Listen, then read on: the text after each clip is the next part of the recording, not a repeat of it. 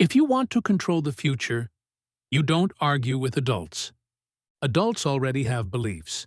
Instead, you educate their children. Because whoever writes the textbooks writes the future.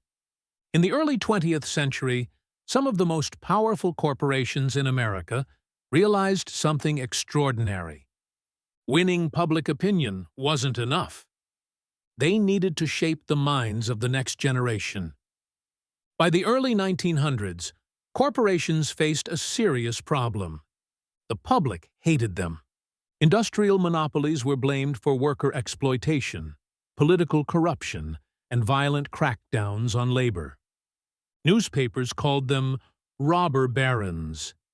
Politicians demanded regulation, and millions of Americans believed corporate power threatened democracy itself.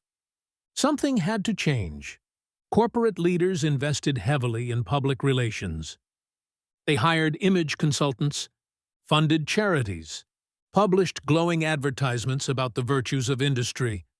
But public relations had limits. It could improve appearances, yet it could not erase the deeper suspicion Americans had toward concentrated wealth.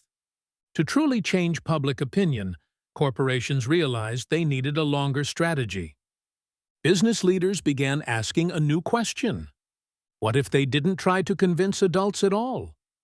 What if they focused on children, future voters, future workers, future consumers? Instead of battling critics in the present, they would shape the beliefs of the future. They called the strategy going upstream. By the 1920s, corporate organizations openly discussed influencing Americans from cradle to grave. The idea was simple. Teach children early that business success meant national success. Teach them that corporations were engines of prosperity. And teach them that criticism of big business was dangerous, radical, or even un-American. Education became the next frontier of corporate influence. The first target was higher education. Corporations began funding university programs, research institutes, and academic chairs. Professors who promoted pro-business ideas received grants, speaking opportunities, and institutional support.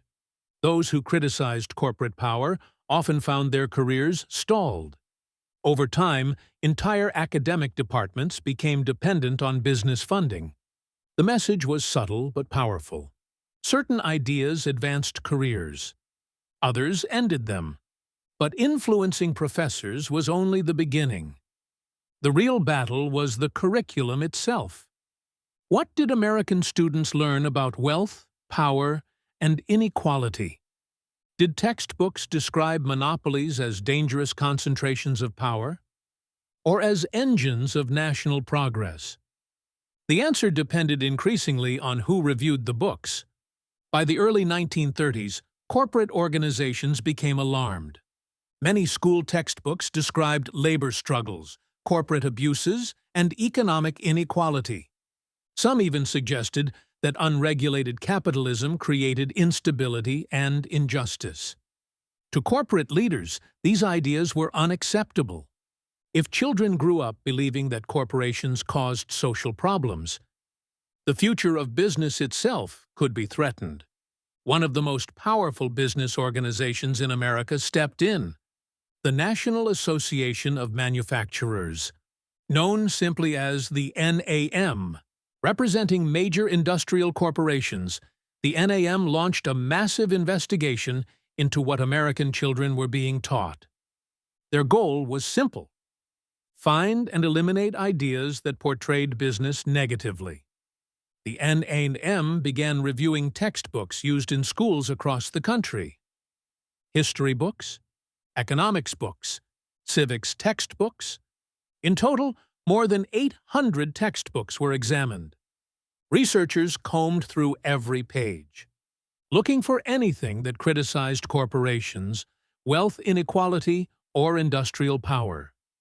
What they found shocked them. Passages discussing corporate abuses were flagged. Discussions of labor struggles were labeled dangerous. Critiques of concentrated wealth were called radical. Some books were accused of promoting socialism. Others were branded un-American. The goal was not simply criticism, it was purification. Textbooks needed to tell a different story. Once the reports were published, pressure began.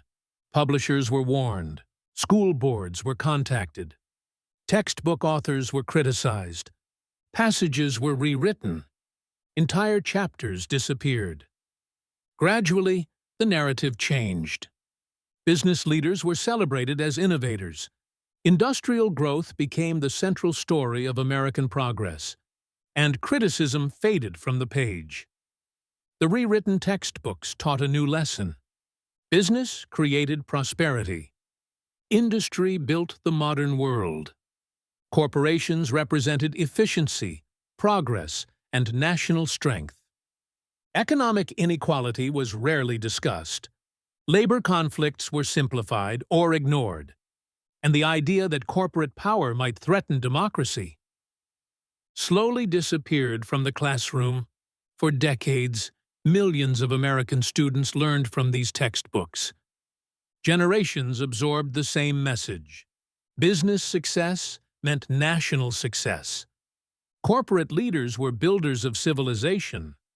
Criticism of corporate power was fringe, radical, or misguided. The strategy worked. By going upstream, corporate influence flowed into the minds of the future. Education has always shaped how societies understand power. Who writes the textbooks?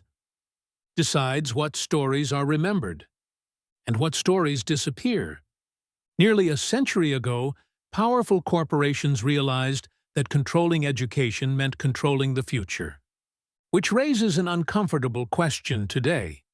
If someone wanted to shape the beliefs of the next generation, would we even notice?